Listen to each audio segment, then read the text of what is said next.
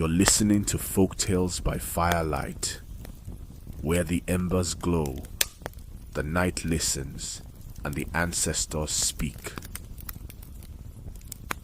Tonight's tale comes from the heart of East Africa, a Swahili folktale about wit, overcoming power, and how a small creature can outsmart even the fiercest beast. This is the story of the clever hare and the hungry lion. In a land where the baobab trees stretch to the clouds, and the red earth remembers every footprint, there lived a clever little hare. Hare was small, quick, and full of tricks. His fur shimmered, golden brown in the sun, and his eyes sparkled with mischief and intelligence. The hare lived in a burrow beneath a tall tamarind tree. Each morning, he greeted the birds, listened to the wind rustling through dry grasses, and hopped about with joyful energy. Not far from the hare's burrow lived a mighty lion. He was fierce, he was proud, and most of all, he was always hungry. The animals of the forest feared the lion. When he roared, it echoed across the valley. When he walked, the ground seemed to tremble. One year, the rains came late. The rivers shrank. The trees dropped their leaves. The animals had to search far and wide for food. And the lion, he grew angrier every day. One morning, his voice thundered through the trees. I am the king of this land. I am tired of chasing my meals. From now on, one of you will come to me each day as my food.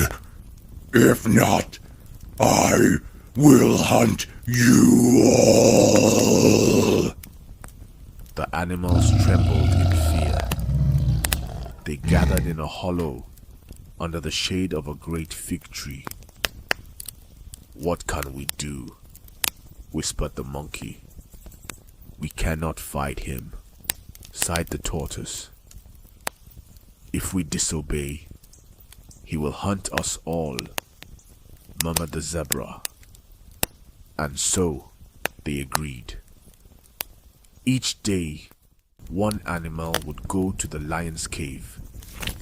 Each day, someone would be eaten. The days passed, and one by one, the animals kept their word. The warthog, the hyena, the young gazelle. Each said goodbye to their families. Each walked bravely into the lion's den. Hare watched all of this. He was quiet, but he was thinking. Then, one morning, a messenger bird came to him. "It is your turn, little hare." Hare did not run. He did not cry. He nodded and smiled a little. "I will go," he said, but not without a plan. He woke before dawn. He washed in the river. He cooked a small breakfast. And then he sat, quietly, under his tamarind tree. He waited and waited. The sun rose higher in the sky. Then finally, he set off. Slowly, he hopped. He paused. He stretched. He sniffed the air. He plucked a flower. He took his time. When he finally reached the lion's cave, the sun was almost directly overhead. Lion stood at the entrance, his mane bristling with fury. You're late, He bellowed. Hare bowed low. O mighty king, I bring terrible news. speak. Growled the lion. I tried to come early. Said Hare. But another lion stopped me. He says he is the true king of the forest. He tried to eat me first. The lion snarled. Another lion? Who dares? He waits by the old well, Said Hare. just beyond the bend. He says you are weak, that your time has passed. Lion roared so loudly that birds fled the canopy. Take me to him now. Hare led the lion through the thickets, over the rocks, past the whispering grasses. Soon they came upon an old well. The water inside was dark, still, and deep. There, Hare pointed. he hides inside. He is watching you. Lion crept forward.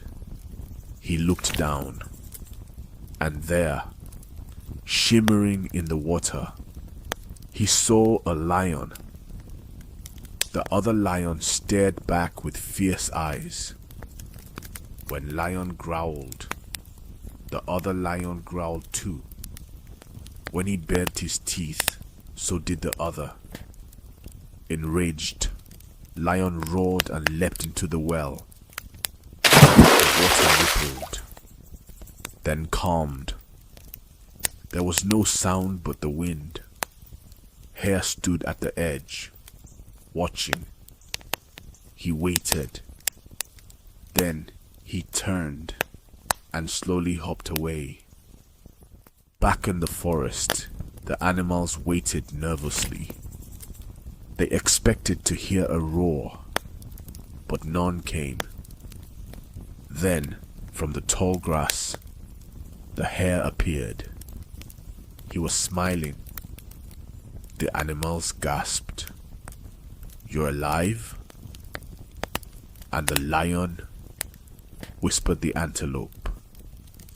Hare nodded. Gone, defeated by his own reflection. That evening, the forest echoed with joy. The animals danced. They sang. They praised the clever little hare. No longer did they live in fear. They rebuilt their homes. They shared their food. And they never forgot the day a small hare saved them all with nothing but his mind. And that, dear listener, is the tale of the clever hare and the hungry lion.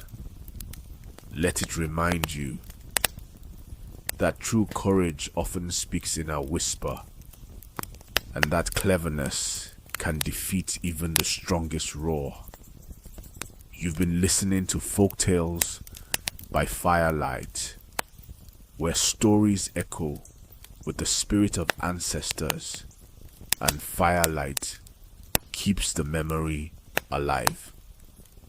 Until next time, stay warm.